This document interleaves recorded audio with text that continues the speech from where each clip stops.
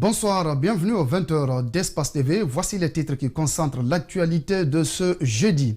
Le Conseil scientifique de riposte contre le coronavirus sort de son silence et fait une série de recommandations pour lutter contre la pandémie qui gagne du terrain en Guinée.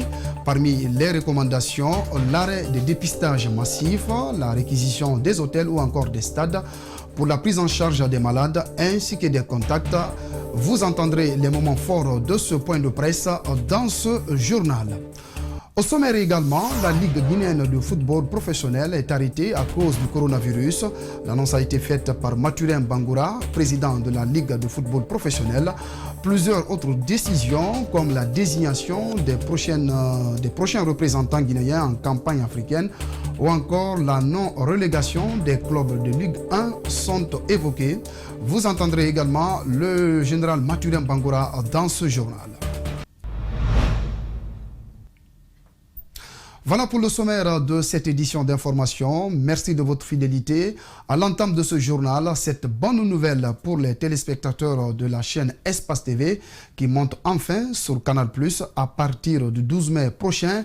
L'information a été confirmée ce jeudi par le représentant de cette chaîne de distribution d'images en Guinée. La date du 15 avril n'a pas été respectée en raison de la présence du coronavirus dans ces pays. Les images seront disponibles sur le bouquet Access. On écoute le représentant de Canal+ en Guinée. Oui, je confirme la date du 12. Donc, le 12, Espace TV sera sur le bouquet Canal+. Donc, idéalement, on devait normalement lancer le 16 avril, mais il s'est fait assez que on a eu quelques petits problèmes avec la pandémie actuelle Covid-19. Ça n'a pas permis à nos techniciens de respecter cette date, mais nous avons fait des efforts pour que ça puisse arriver au 12, donc la date du 12 mai, la date où tous les Guinéens et tous les Africains auront Espace TV.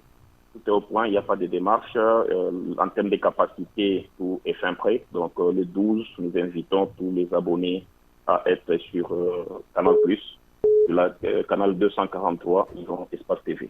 En fait, c'est la demande d'abord de nos abonnés. Donc, on a été plusieurs fois contactés par nos abonnés, plus particulièrement en Guinée, qui réclamaient que Espace TV puisse monter sur nos bouquets. Nous avons écouté nos abonnés et nous avons exécuté. Donc, nous sommes plus près avec nos abonnés. Nous répondons à leurs demandes et on l'a fait. Et aujourd'hui, ils auront Espace TV. Donc, d'ici 2 semaines, vous avez Espace TV sur votre bouquet. Donc, tout est fin prêt et je les confirme. C'était donc le représentant de Canal+ en Guinée qui s'exprimait par rapport à la montée de la chaîne Espace TV sur le bouquet Canal+. Bonne nouvelle donc pour les téléspectateurs d'Espace TV. L'actualité reste dominée par la crise sanitaire liée au coronavirus. Le Conseil scientifique de riposte contre le coronavirus en Guinée a animé ce jeudi un point de presse au ministère de l'Enseignement supérieur et de la Recherche scientifique. Objectif présenter et rendre compte à l'opinion nationale des recommandations issues de sa réunion de concertation tenue lundi dernier. Le compte-rendu de cette rencontre avec Idrissa Bari, Ibrahima Awal Kamara. Premier du genre, depuis son installation, le Conseil scientifique de riposte contre la pandémie de la maladie à coronavirus a animé ce jeudi un point de presse. Cette rencontre avec les hommes de médias s'inscrit dans la logique d'introduire cet organe auprès de l'opinion nationale pour faciliter la compréhension de sa mission auprès du gouvernement. La gestion de cette crise nous a révélé le besoin de s'appuyer sur des connaissances scientifiques portant sur des aspects multidimensionnels de la pandémie et de mobiliser à cette fin une équipe transdisciplinaire pour mieux aider à la prise de décision du gouvernement. Le ministre de l'Enseignement supérieur précise que l'objectif de la mise en place de ce conseil est d'assurer une mission de veille, d'analyse et de conseil dans le cadre de la gestion de la crise sanitaire. Ce point de presse a été surtout l'occasion pour les membres du conseil scientifique d'apporter des éclairages sur son avis numéro 1 dans lequel il a formulé des recommandations à l'endroit de l'exécutif, dont entre autres points, l'hospitalisation et l'isolement de tous les cas testés positifs au Covid-19, la réorganisation de la prise en charge thérapeutique des cas de Covid-19, le renforcement des capacités de dépistage et du rendu des résultats au regard de la propagation de la maladie. Je ne peux pas vous dire que tout est déjà fait, mais je peux vous dire que depuis que ces recommandations ont été faites, il y a des nouvelles structures d'accueil de malades qui sont en train d'être mises en place. Même si, pour le moment, ce n'est pas suffisant, mais nous pensons que nous allons en améliorant petit à petit. Depuis plus d'une semaine, la Guinée enregistre chaque jour, au minimum, 50 cas positifs au Covid-19. Certains acteurs de la société civile préconisent le confinement total de Conakry. Ce membre du conseil scientifique apporte des précisions. C'est très facile de confiner un petit ménage de 4 personnes, une famille de 4 personnes. Chez nous, c'est quasiment impossible. Vous voyez, même la distanciation sociale a du mal à être respectée. Donc, le confinement total n'est pas possible. Par contre, l'auto-isolement, l'isolement volontaire des populations, prenant conscience du risque de transmission communautaire, peut s'isoler. Pour accompagner le gouvernement guinéen dans la lutte contre la maladie à coronavirus, des initiatives se multiplient sur le terrain. L'ONG Afridep a organisé ce mercredi une remise de kits sanitaires aux populations de la préfecture de Dubreka. Les donateurs ont sillonné différents districts, y compris Negaya, où la remise officielle a eu lieu devant certains responsables de la localité. Reportage Ouminatou Sidibé, Aboubakar Din Kamara. Dans le détail, il s'agit de seaux, du savon, des gels de main destinés à l'hôpital préfectoral de Negaya dans les différents marchés du district et aux débarcadères. Justifiant cette initiative, les responsables de la structure Afridep ont affirmé que la crise liée au Covid-19 appelle à la solidarité, à l'union et au patriotisme envers le personnel de santé et aux personnes vulnérables. Nous sommes dans un contexte aujourd'hui de pandémie mondiale qui est liée à cette pandémie de Covid-19. Et la responsabilité de tous est interpellée. Et nous sommes conscients du fait que les autorités sanitaires sont en train de faire des efforts pour lutter contre cette maladie. Mais à côté de ces efforts, il faut aussi que les différentes structures, aussi bien dans le domaine de la santé et dans tous les autres secteurs, viennent en appui à ces structures sanitaires pour qu'ensemble nous puissions éradiquer cette pandémie. Donc c'est dans ce cadre que la structure d'Afridep a décidé de venir aujourd'hui à Dubreka pour appuyer la direction préfectorale sanitaire. Quant au secrétaire administratif du marché de Negaya, il a adressé ses sincères remerciements à l'ONG et a affirmé son engagement personnel pour assurer le suivi de l'utilisation efficiente de ce lot de matériel. La sortie, la rentrée est au milieu. On a exigé à toutes les femmes qui viennent au marché, avant de rentrer, se laver la main, rentrer, après les achats, ressortir, se laver la main aussi pour aller à la maison.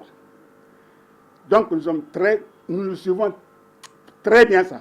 De son côté, la chef de quartier de Negaya a remercié l'ONG pour ce don, soulignant qu'il est gratifiant de constater que plusieurs associations continuent de se mobiliser davantage pour aider le pays à lutter contre la pandémie. Nous remercions très bien l'ONG Afridep qui a pensé à notre quartier. Tout comme d'autres ONG, nous remercions très bien. Un autre responsable de l'ONG a annoncé que cette action ne sera pas la dernière. Il compte aussitôt s'employer dans la sensibilisation. De son côté, l'Agence nationale des infrastructures minières ANAIM de Kamsar vient d'offrir d'importants lots de kits sanitaires aux populations de Boké. Ces kits doivent contribuer à ralentir la propagation du coronavirus nuisible dans la préfecture. La remise s'est déroulée en présence des autorités locales. Fodé Omar Kamara, Salif Lifosissé.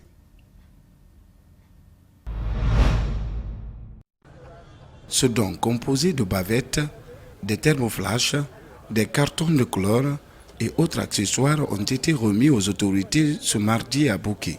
Ce geste de l'ANAIM s'inscrit pour lutter contre le Covid-19 dans la préfecture. Après avoir présenté le nombre de kits offerts aux autorités, les responsables de l'Agence nationale des infrastructures minières invitent les uns et les autres à plus de solidarité. Nous devons faire une union sacrée pour la lutte contre ce coronavirus, le Covid-19.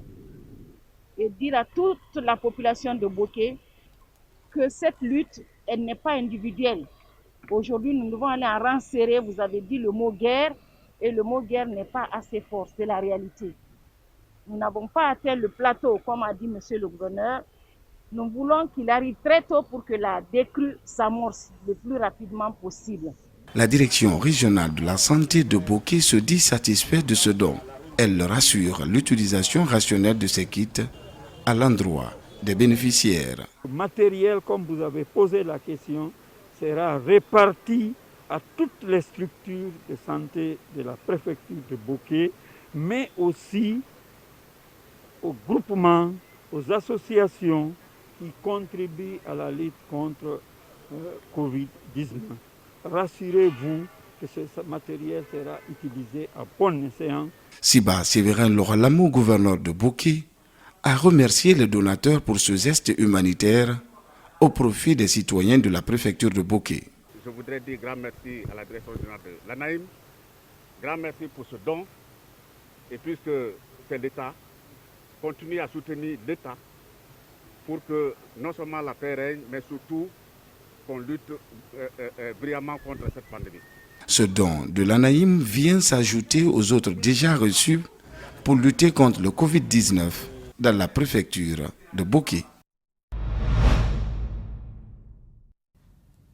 Restons dans le même cadre, la lutte contre le coronavirus passe aussi par la sensibilisation et le respect des gestes barrières par la population. Le porte-parole du ministère de l'Éducation nationale et de l'alphabétisation déplore le non-respect de ces gestes barrières par endroits et les déplacements vers l'intérieur du pays, pourtant interdits par les autorités. On l'écoute au micro de nos reporters. Nous sommes à 1000 cas et quelques, c'est qu'on a franchi la barre déjà des 1000 cas, ce qui est inquiétant. Alors l'appel que je lance, c'est un appel à tous les citoyens du pays, parce qu'il s'agit bien de notre vie, il s'agit bien de notre survie. Il y a eu des décisions draconiennes de la part du gouvernement, alors, mais le respect de ces décisions dépend de nous. Et si nous respectons ces décisions, c'est nous, nos vies qui serons à l'abri de cette pandémie. Mais aujourd'hui, à voir ces décisions, nous avons des citoyens qui bravent impunément ces décisions en voyageant, en se cachant même. Il y a des camions, des véhicules qu'on a immobilisés qui ont emprunté d'autres voies qu'officielles. C'est un cas. Évidemment, avec le port de ces bavettes, effectivement, ces bavettes ne sont pas pour le menton. Et cette bavette, c'est pour cacher le nez et la bouche entièrement. Et comme ça, ça nous met à l'abri. Et si nous respectons la distanciation d'1 mètre, 1,5 mètre, je pense à coup sûr, nous serons à l'abri de cette maladie. Ansa Diawara, porte-parole du MENA, qui s'exprimait sur les mesures préventives contre le coronavirus. Des jeunes talents guinéens s'activent dans la lutte contre le Covid-19, appuyés par l'incubateur Saboutek. Certains génies sont parvenus à créer des applications qui facilitent la communication, l'identification et la traçabilité des personnes potentiellement porteurs du virus. Comment ces applications fonctionnent-elles? Élément de réponse avec Malik Sandiana Kamara. Pour corriger les insuffisances liées à la communication dans le secteur sanitaire, surtout à cette période de pandémie, des jeunes Guinéens ont réussi à innover. Ces innovations permettront à améliorer les outils de communication utilisés par le gouvernement et l'Agence nationale de la sécurité sanitaire pour la prévention et la réponse aux épidémies, comme le Covid-19. Nous avons jugé nécessaire de mettre en place HealthCom afin d'informer en temps réel la population sur les risques sanitaires liés à quelques maladies et comment s'orienter. Bon, Zepid est venu lorsque le Covid-19 est apparu chez nous. On a vu que la situation ne fait que s'aggraver jusqu'à présent. Donc on a mis en place Zepid. Mais HealthCom procède comme suit. Elle permet d'envoyer des SMS à la population de façon anonyme avec un destinataire préconfiguré. elle permet aussi d'envoyer des appels automatisés vers des numéros. Et lorsque vous décrochez l'appel, vous recevez automatiquement un message vocal qui est dans votre dialecte afin que vous ayez une bonne compréhension du message. Zepid est une application mobile qui est utilisable sans Internet, dans laquelle tu peux avoir accès à toutes les informations sur le Covid, signes, moyens de prévention, dans différents dialectes. Santé Akibaro est une autre application mise en place par cette jeune dame. Cette application mobile cherche à collecter des rumeurs qui circulent autour de la pandémie afin d'apporter des réponses justes. Les rumeurs peuvent être bonnes, les rumeurs peuvent être fausses. Mais lorsqu'elles sont fausses, elles font plus de mal que de bien. Et c'est dans ce cadre que Santé Akibaro intervient dans la gestion des fausses rumeurs. Elle permet aux institutions de santé de pouvoir gérer les rumeurs, les fausses rumeurs, et à la population également d'avoir accès aux bonnes informations en temps réel. Et de participer également de manière active à la remontée des fausses rumeurs. Parce que dans cette pandémie, dans cette situation dans laquelle nous sommes, tout le monde a un jeu à jouer, tout le monde a une part de responsabilité dedans. La collaboration entre ces jeunes innovateurs et les autorités sanitaires du pays tarde encore pour expérimenter leurs produits. À en croire à ces jeunes, ces applications sont même capables de détecter des jeunes à risque du coronavirus à une distance de 2 km. Voilà une belle initiative à encourager. Dans la dynamique de sécuriser les aliments, le ministère du Commerce a procédé ce jeudi à la remise d'équipements aux agents de l'Office national de contrôle de qualité des 5 communes de la capitale. Pour mener à bien leurs activités, ils ont été dotés d'identifiants pour le contrôle des aliments dans les différents marchés. Djena Bangoura Djibikaba Kamara nous signe ce reportage. Pour la consommation des aliments de qualité, ces agents de l'Office national de contrôle de qualité des différentes communes ont reçu des équipements composés de gilets et de badges. Une opération destinée à déterminer si le produit y compris est conforme à ses spécifications. C'est dans le cadre du renforcement des capacités opérationnelles de l'Office national de contrôle de qualité que nous mettons aujourd'hui à disposition ces outils de travail. Donc nous nous attendons à du sérieux, à ce que les chefs de cellule, les agents sur le terrain, que chacun dans son domaine fasse son travail et surtout utilise à bon escient ces équipements. Le bon déroulement de ces activités de contrôle, tenant compte de tous les aspects, est le souhait des autorités communales. Eh bien, je pense que les agents qui sont chargés de traduire ces actes sur le terrain seront à la hauteur et ils seront mis à l'abri de toute forme de corruption. Les carnets d'inspection, des badges et gilets sont disponibles pour ces agents pour mener à bien les enquêtes sur le terrain. La particularité de ces nouveaux documents, c'est que c'est des documents sécurisés. Ils sont infalsifiables. Parce que vous savez qu'il y a des documents aujourd'hui sur le marché qui circulent au nom de l'Office national de contrôle de qualité, qui ne sont ni de l'Office national de qualité, n'ont rien à voir avec l'Office national de contrôle de qualité. Donc, nous avons au minimum 15 documents que nous avons confectionnés, qui sont sécurisés aujourd'hui. Désormais, aucun agent n'est autorisé à mener les enquêtes sans ces outils d'identification. Et puis, des fonctionnaires d'État ont laissé éclater leur colère devant l'une des agences d'Ecobank de la capitale. En cause, ils accusent cette banque d'être à l'origine du retard lié à la non-perception de leur salaire, pourtant payé par l'État. Suivez ce reportage de Valek Touré, Mohamed Valek Touré donc, et d'Amara Alex Silla. C'est pas vrai. Ils sont des fonctionnaires, tous embauchés à la fonction publique. Pour ce mois d'avril, ils ne sont toujours pas entrés en possession de leur salaire. C'est dû tout simplement à un problème de paiement des salaires des fonctionnaires, qui est un droit. Chaque fin de mois, le fonctionnaire a droit à son salaire. Et vous n'êtes pas sans savoir que le salaire, il est sacré.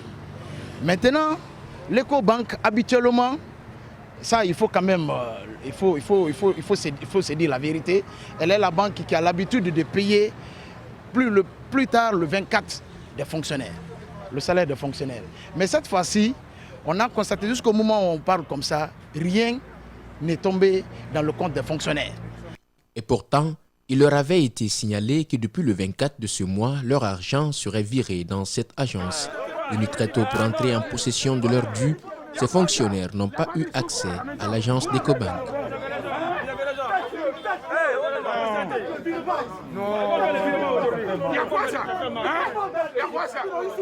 Au moment où on vous parle, il n'y a pas une banque maintenant, aujourd'hui, qui n'a pas viré, qui n'a pas fait le paiement des fonctionnaires. Même le biaitage aujourd'hui, au moment où on vous parle, est déjà effectué. Certains sont clients depuis des années à cette agence. Jamais ils n'ont eu un tel incident, nous disent-ils. Pour les responsables de l'agence, cette situation s'explique par l'assèchement des caisses de l'État. Il y a 2 personnes qui ont été déléguées qui sont rentrées à l'intérieur pour s'enquérir les réalités. Qu'est-ce qu'on leur a dit? Que la banque et l'État doit à la banque. C'est pour cela qu'il y a un problème. Selon, en tout cas, le compte rendu que les 2 porte-paroles là sont venus dire aux gens. Ces fonctionnaires demandent à l'agence d'Ecobank de régulariser leur cas, faute de quoi ils envisagent de revenir battre le pavé d'ici la fin de cette semaine. C'est incroyable, au nom de Dieu. Un commissariat spécial flambant neuf inauguré ce jeudi à Anta. Nous sommes dans la commune de Matoto, un don de la société Iris, partenaire du ministère de la Sécurité, convaincu que ce nouveau bâtiment va offrir un meilleur cadre de vie et de travail aux agents. Mamadou Saliouba, Abdoulaye Kamara.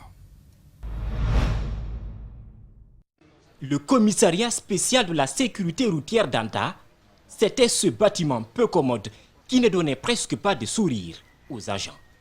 Désormais, ils peuvent travailler dans un cadre idéal, car voici le nouveau commissariat, un bâtiment flambant neuf qui va faire oublier aux agents les mauvais souvenirs. Ce commissariat, quand on venait l'ouvrir, les commissaires ils travaillaient dans les taxis, dans les épaves de véhicules. Ils ont même travaillé dans les temps commutativement avec la compagnie mobile d'intervention, la CMR de Anta. Et nous voyons aujourd'hui, ils ont vraiment leur base digne de nom, avec toutes les commodités qu'il faut. 412 mètres carrés, 10 bureaux, 9 toilettes, une salle de réunion, un magasin et bien sûr 3 violons. Une grande fierté offerte par un partenaire du ministère de la Sécurité, Iris Corporation, société qui fournit des passeports biométriques en République de Guinée. Dans le but de donner un nouveau souffle au partenariat qui existe entre nos 2 institutions, que nous avons jugé nécessaire d'offrir ce bâtiment flambant neuf au département en charge de la sécurité. Le donateur estime que le local sera bien entretenu. Une remise très particulière en raison du Covid-19, la responsable du commissariat sait qu'elle a ici un bâtiment à entretenir. Monsieur le directeur général, je vous garantis que ce bâtiment mis à notre disposition sera utilisé à bon escient. Vive la République, je vous remercie. Rendez-vous dans quelques mois pour une inspection. Le local est désormais sous la responsabilité des agents.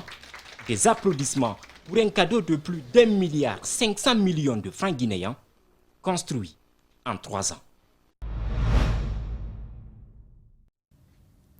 Comme annoncé au sommaire, arrêt définitif du championnat national de football saison sportive 2019-2020. C'est un effet coronavirus. L'annonce a été faite mercredi soir par le président de la Ligue guinéenne de football professionnel, le général Mathurin Bangoura. Plusieurs autres mesures comme la désignation des prochains représentants guinéens en campagne africaine ou encore la non-relégation des clubs de Ligue 1 sont évoquées. On suit ce commentaire signé Abdel Sadio Diallo. Les clubs de Ligue 1 et de Ligue 2 attendent encore la confirmation, mais le président de la Ligue guinéenne de football professionnel a lui fait l'annonce mercredi soir sur le live Facebook de nos confrères du site Foot 224. Mathurin Bangoura justifie l'arrêt définitif du championnat national par 2 raisons principales. Nous ne savons pas quand est-ce cette pandémie va partir. Avec l'approche de la saison des pluies et la présence du Covid-19, nous nous sommes dit très rapidement qu'il fallait arrêter le championnat entame le numéro 1 de l'instance Autre information majeure, cette fois-ci pour la saison 2020-2021, il n'y aura pas de montée pour les clubs de deuxième division et pas non plus de relégation chez l'élite. Troisième point fort de la communication du président de la LGFP, les 3 premiers clubs dans le classement actuel de la Ligue 1, qui est à sa 14e journée, représenteront la Guinée à la prochaine campagne africaine. Sur ce point, Mathurin précise que le Oroya, en tête avec 29 points, suivi du Waklia 25 points et la SAC de Sigiri sont les 3 premiers. Nous donnons les noms à la Fédération guinéenne de football, dit-il. Face à la propagation du coronavirus, la CAF a adressé un courrier à toutes les associations membres qui ont jusqu'au 5 mai prochain pour décider de la poursuite ou non de leurs championnats respectifs en fonction de l'évolution du Covid dans leur pays. La LGFP compte saisir immédiatement la FEGIFOOT pour satisfaire la demande de la CAF. Mais attention, car à la Ligue guinéenne de football professionnel, d'autres sources refutent déjà la version donnée par le président et évoquent plus de 2 scénarios possibles dans cette affaire. Prudence, car pour elle, il revient à la FEGIFOOT d'entériner ou non la décision de la Ligue. Voilà donc ce qui concentrait l'actualité nationale. À présent, on va passer à l'actualité à l'international. Dans ce 20h Covid-19, j'étais très étonné d'être encore en vie. Une patiente en post-réanimation témoigne son nom, Corinne. Elle dirige un foyer de demi-nus. Son dernier souvenir, les urgences, puis une semaine après le réveil, en réanimation, un trou de 4 cm dans la gorge pour respirer. Sortie de réanimation il y a 15 jours. Elle raconte. Suivez. J'étais très étonnée d'être encore en vie. Parce que quand on vous dit, on vous raconte ce qui s'est passé, ben en fait, moi je croyais qu'en fait j'étais carrément morte. Et qu'on m'avait fait revenir en fait. À la base, je suis directrice d'un pôle médico-social, personnes handicapées. Et on a soigné des gens dans des conditions précaires. À une période où il n'y avait pas de protection. Excusez-moi. Aux États-Unis, Donald Trump déclare qu'il va reprendre ses déplacements à travers le pays la semaine prochaine. Le président américain ajoute que les meetings de campagne reprendront dans un proche avenir, s'exprimant lors d'une table ronde avec des industriels sur la réouverture du pays. Je vous propose de suivre le président américain. I think I'm going to Arizona next week, and we look forward to that. And I'm going to I hope Ohio very soon, and we're going to start to move around, and hopefully in the not too distant future we'll have some massive rallies and people will be sitting next to each other. I can't imagine a rally where you have every 4th seat full, every 6 seats are empty for every one that you have full. That wouldn't look too good. No, I hope that we're going to be able to do some good old-fashioned 25,000 person rallies where everyone's going wild because they love our country. Okay?